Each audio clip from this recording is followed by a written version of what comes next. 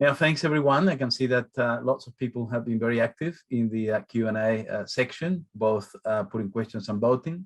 We've got 12 questions so far and a little bit over 20 minutes to deal with them. So let's go into them. I'll go through them in order of upvoting. We've got one question that's very popular, 10 votes by Amani Kashiwa. And it reads, how do variables like age and gender play out in the expression of moral injury? Say, for example, former child soldiers who had been compelled to kill or rape their relatives, as compared to adult people, male or female, who had been obliged or deliberately perpetrated similar acts. Joel, do you want to have first go at that? Sure, thanks, Jorge. Thanks for the question.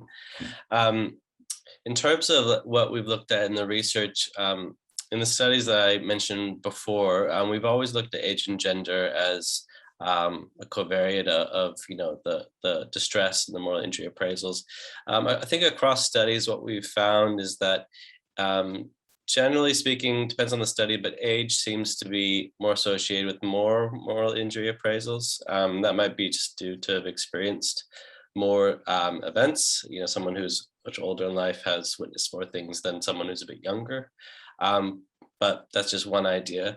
Interestingly, gender has not come up as a significant covariate in the studies that I'm recollecting now. I think that might be because sometimes with, when we do these models in research, we kind of lump all traumas together and a lot of the distinctions get washed out there. I think if we looked at it by particular traumatic events, like if we looked at sexual assault, for example, you might see that come out a lot more clear. We are interested in doing more research, particularly about the types of traumatic events and getting at exactly those questions. If certain things are more morally injurious to male or female, older or younger, and yeah, but we're still in the early stages of that. Regard to the second part of your question about former child soldiers, I think, we haven't done research on that specifically, and I don't think in a moral injury context that research has been done, but I know there is research on moral agency and how moral agency affects distress related to perpetration in child soldiers. And, for example, if a child is young and they have not yet developed that sense of moral agency, how that might be a protective factor of developing distress to the acts. But then as one gets older, potentially, those thoughts about those events may change. So I think there's a lot of research that might kind of inform what we think about that, but we haven't looked at that specifically. But I think it's a really good question about, when morally injurious events occur, what was the thought process at that time? And I think clinically, when we're working with people, understanding, if a morally injurious event happens as a child, what was their moral thinking process at the time? Because that's much different than an adult. And the cognitions you'll be working with and the distress will be different. So I think a really, really good point and something we need more research in. Thank you, Joel. Josh, just feel free to add anything at any point. We'll go to the second question, which is also been very popular, which is actually two questions. One, given that trauma is encapsulated deep within both the limbic system and the body, and that this results in a shutdown within the frontal cortex, why is there still an insistence that the evidence-based CBT frontal cortex approach is the given method? And maybe we can see whether either of you want to venture an answer to that very detailed question, and then we'll go to the second part. Yeah, I can. I have a few thoughts I can share. Yep, please. Yeah. So look, I think it's a really important thing to raise the importance we know of the body and the whole nervous system in people's experiences of trauma. And I think Startz's approach really reflects that, the way we have body-focused therapy, engaging with exercise, nutritionists, physiotherapy. So that's definitely something we recognize in our approaches at Startz. But I would maybe talk about how it goes both ways. We know there's so many top-down influences from the frontal cortex to the nervous system, and bottom up from the nervous system in the body to the frontal cortex. So there's a lot of interconnection there. And when I'm thinking of the client I was sharing this case about, there was a lot of rumination. There was a lot of that, you could say, frontal cortex activity that was causing the distress. I think the moral questions of what is enough, what do I do now, were the core of what was, maintaining that distress and that moral injury. At the same time, was it important to make sure he had the tools he needed to regulate his nervous system? Certainly. And that was something that I mentioned we focused on. As I mentioned, it's a core of START's approach. But I think it's not an either or. It's not a, do we work with the body or do we work with people's understanding of their experiences? We know the existential impact of torture is so broad and so pervasive. I think our interventions need to be addressing all angles and integrating. Yeah, I'd say that something's clear in START's approach. So hopefully that's helpful. Some thoughts. I might throw the second part of the question because maybe I should have done it from the beginning. And the second part is, before looking at modalities like exposure therapy, should we rather not be exploring body-based approaches like EMDR and brain spotting before considering whether exposure to trauma memories is necessary? I'm happy to jump in on that one. Right, thanks. I think, should we be exploring? Yes, in terms of scientific sense and research, we need more research on what is effective in reducing distress related to moral injury. The research into treatment modalities for moral injury specifically is really in its infancy. There haven't been any randomized controlled trials yet. Some are in the works, but they haven't been fully delivered yet. I did look up before recently on whether EMDR has been suggested as a treatment modality for moral injury, and there's been a couple papers suggesting it, but no one's looked at it yet. So I think, yes, we need to understand kind of a broad approach to this, but we need research to guide us, because at the end of the day, as clinicians, we need to go with what the evidence shows is effective. And we can only do that if there's studies out there that can lead us in the right direction. So I agree with the wide approach, and hopefully in another 5 years' time, we'll have a lot more data to go on to guide us in those right directions. Thank you. Let's move on to the next question. There's 15 questions open by now. Clearly, lots of interest in this topic. It comes from Caroline Turnbull, and it reads, curious about reduced PTSD symptoms and shame in individuals with high moral violations. What are some of the ideas that you, Joel, have considered? Yeah, thanks for the question. So I think that's been that's part of the big debate about how is moral injury associated with PTSD, if it's same or different. And I think what we're seeing, it's both. It's related, but some things aren't. And maybe that distinction of other person's violations versus ourself is a good way of distinguishing that a little bit. And that's what our research has shown, that if you're bothered by other people's violations, that might be more related to an event where your life was in danger, and maybe you're having more intrusions and PTSD symptoms to that event, versus whether if you bothered by your own violations, maybe the events, that's a different type of event, which we need more research on, of course. But maybe like I said, there are elements of control that are kind of dampening that PTSD response. And I was very interested to hear that Josh was giving examples from his case study too, which seemed to be similar to that. So I think we're seeing that in a few different areas. I think the shame element is interesting, and I think we just need more studies to understand why shame was reduced over time with people with high moral injury self-appraisals. It could be that they had more shame to begin with, and by having these appraisals, they've thought about it more and contextualize it more, but we don't really know yet. So it's a outstanding question. Thank you. Next question comes from Jill Horton, and it reads, has there been research on the long-term, 5 or over 10 years, ongoing detention in Australia or offshore that has abuse, neglect, and torture that results in moral injury? This needs to be used as proof to the government to stop long-term detention. Either of you, I don't know certainly of any research. I mean, this is unfortunately, I believe the effect of long-term detention has not been researched enough altogether, but either of you aware of any research that focus on this aspect? Thanks for the question. I don't think there has been research, like you're saying, Jorge, specifically on this. I think what we've been really interested in a moral injury context, though, is understanding the effects of things that aren't, thought of like a life-threatening event or a category A criterion event for PTSD. What living difficulties, policies, how those things might affect someone in a morally injurious way, because they can produce these emotional reactions that are disabling in a similar way. So we can imagine the distress is there.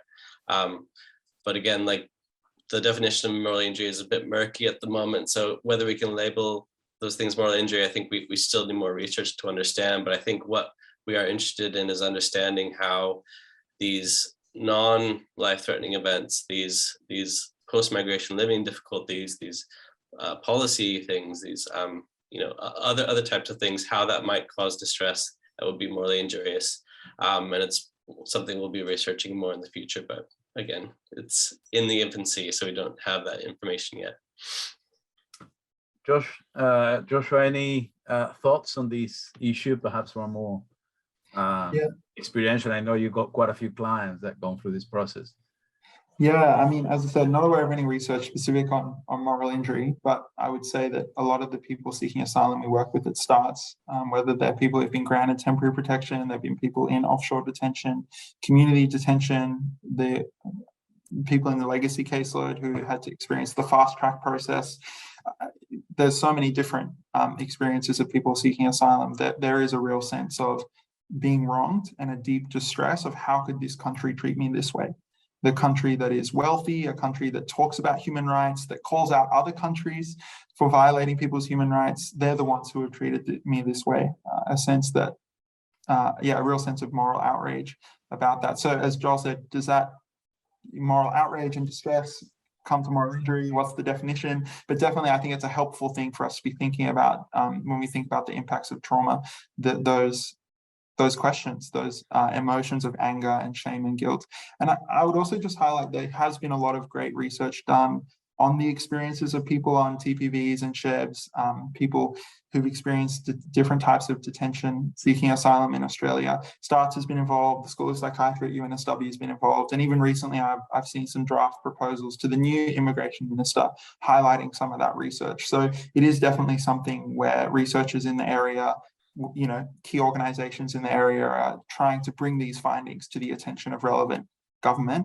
Jorge might be able to speak more to that than me, but that's definitely something that's a big part of what we do. We really want to influence those things with the evidence that's there as much as we can.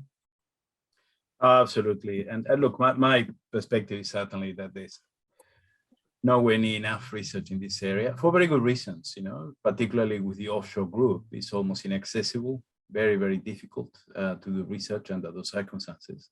And yet my, purely, observational perspective is that moral injury seems to be very high, and not just among, the people that have gone through those experiences, but even among the staff working with this group. So again, I think that is, and that's a much more accessible group probably to focus on. Let's go to the next question.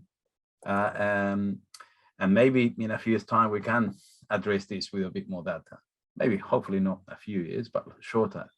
From a friend, John Jegosothi, are these researchers shared with the Minister of Immigration and those that deal with the refugee applications and decision-making in Australia? Yeah, I'll jump in there. I think it's similar to what Josh and Jorge have just said. We hope that the research we do will be shared. I think regarding moral injury, it's not quite there yet. I think interestingly, I just recently did.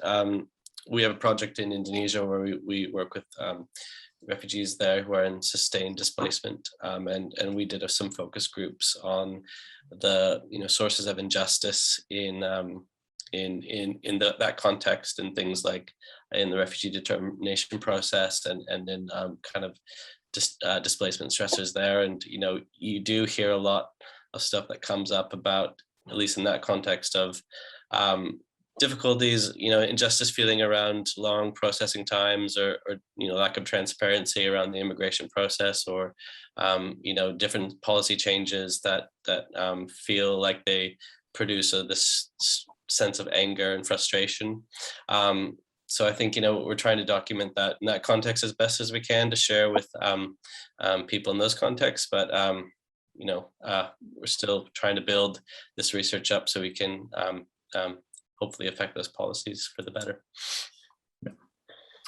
Thank you. And we have certainly tried to share a lot of this research, not always to the most receptive ears in the past, that must add. Let's go to the second question by John Jagotsothi, which is, how deep and serious are the moral injuries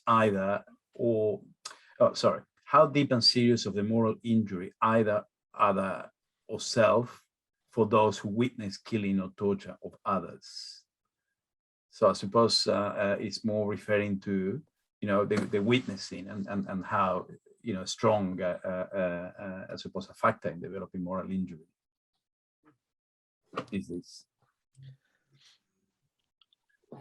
Happy to jump in on this one briefly. I think if we look at kind of our models of PTSD, and we think of a model of moral injury, I think we have to look at it. It depends on the person, and I think this comes back to the mechanism. Like, these experiences may be morally injurious for some people and not others. And again, I don't think we have the research to say these types of experiences are more morally injurious than others yet. That's what we're doing some studies on that right now. I think, Josh, or the people who speak to a lot of clients clinically might have a good sense, of what their clients are saying. But I think what we're interested in is, why do some experiences create that distress where they don't for others? And I think that's where we have to be really careful, where when we think about treating moral injury, we're not treating just moral distress, because moral distress is appropriate and valid and very useful, regardless of if it's am I other or myself, And so I think we're thinking about what's that debilitating level of distress where the emotions become so overwhelming, or someone feels really changed. And I think, what's the mechanism of that, and why do something like witnessing something might be morally injurious for some people, where experiencing it directly might not be morally injurious for someone else? And I think those are the questions we really want to understand. But it is a good question. Again, in the future, we'll hopefully have more information. Thank you. Caroline Turnbull also asks, is there a case to be made that systemic racism and impacts of colonization are a moral injury, along with governmental response to refugee asylum seekers? Yeah, I think that's a really great question, and something I was asking myself, actually going through preparing this presentation, thinking about, even in the choice of the name I was using to refer to East Turkestan, making me think of the names we use to describe places in Australia. Do I call where I'm from Sydney, or do I call it by the traditional name that the traditional custodians have used for a long time before it was ever known as Sydney? So those processes, which are so still so deeply felt by First Nations people in Australia, there's been a lot of research, I think, on minority stress, on the impacts of racism. I'm certainly not an expert in that research, so I don't think I'm qualified to give an answer on, how it relates, is similar, is different from the concept of moral injury. But I think this does point to a really important foundation for us clinically, that when we're working with trauma and complex trauma and interpersonal trauma, we need to take a much broader conceptualization than just looking at the fear, those fear-based responses, but really engaging with people's sense of self, their personal narrative, the collective narrative that they identify with, of their community, of their family, and supporting them to make sense of that and find productive ways to move forward from the devastation they've experienced. And it's very inspiring getting to be a part of that process and seeing the resilience and strength of communities. But I'm sort of going on a tangent, but yeah, I think it's a great question, a great thing to consider. And I think there's a lot at starts we have learned, and will learn and continue to learn from First Nations communities in Australia on their journeys of recovery. And we might, I always say, we might not be working with First Nations people from Australia, but we certainly work with First Nations people from all over the world. And there's I think a lot in common there. Thank you. And of course, I think your distinction applies here as well between moral distress and moral injury. And I suppose either term may be applicable depending on attribution and appraisal and so on. We got a comment by Christine Mullet, who says it's not a question, but a grateful comment to Dr. Joel Hoffman. I have been teaching a trauma unit for some years and introduced students to the concept of moral injury, but only from the basis of military experiences and literature. This is really joining the dots for me. Thank you. Grateful for this research on refugees. It makes a lot of sense, and for clinical applications as well as for treatments beyond fear and standard PTSD.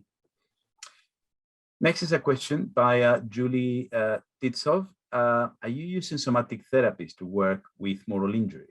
For example, noticing shame as physiological response that can be triggered, how to support people to feel shame in the body and uncouple shame from the meanings attached.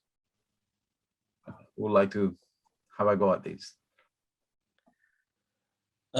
Yeah, I'll have a quick go. And I noticed in the case study that Josh presented, he used some examples of identifying emotions and in the body and physiological responses, and I think that's going to be really important. And I think particularly, like, we have, as you mentioned, we have a lot of research on fear and how fear is experienced in the body, and I think fear is really, it's quite maybe easier for that reason to identify in the body and the reactions. But when you get to something like shame and how shame is experienced physiologically in the body, I think we have a lot less of the words to describe that. And I think as clinicians, we need to kind of have that understood and be able to help our clients navigate that physiological responses.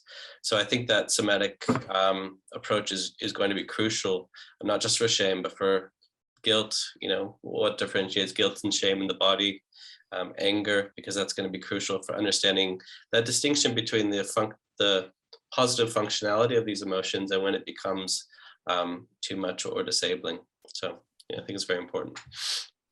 Thank you. Joshua, you mentioned somatic therapies before. Anything you'd like to add? Yeah, I think, we know, to be honest, I say this a lot in workshops I'm running, that I've actually developed a more embodied understanding of my own emotion through the work I've done at START. Clients who come from backgrounds where the language they use to describe their emotion, their experience of their emotion, the idioms is so much more embodied. And sometimes my reaction as a white psychologist trained in Australia is, oh, I've got to teach you the words to describe what you're experiencing. And I don't think that's a very helpful approach. Actually, to sit back in that reflection and somatic therapies, I think, are incredible in helping people develop more insight and attunement with what's happening in their body, to have a better understanding of things that are triggering them, of the thoughts that are. Yeah, I think they're very, very valuable, and it's something which, again, I've felt an enriched understanding of my own emotions from focusing on the embodied experience, certainly. Thank you, Joshua. We're just about to run out of time. So I might have a go at two questions if we can have very quick responses. The short, I have noticed that 9 out of 10 of your researchers, of your subjects for the research, are female. How does gender inequality affect females in trauma relations?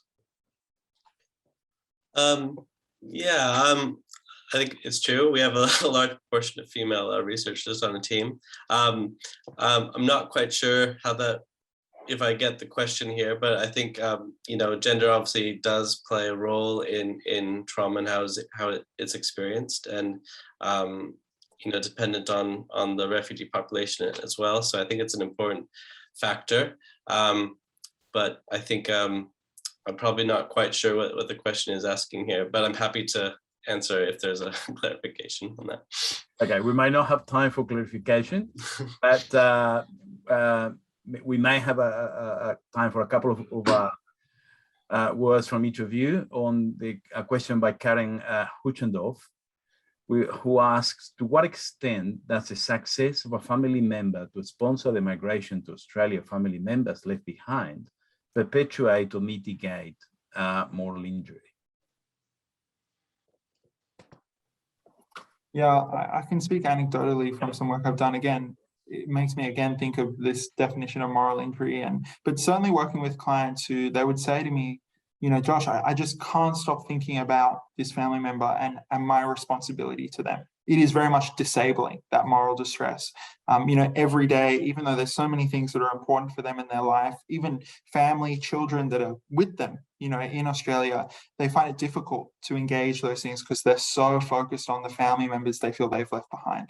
And so it's certainly something which, if they were reunited with those family members, would be very helpful. And I've found myself saying to clients before, honestly, I think, yes, if you were reunited with these family members, you would be able to do all these things you want to do.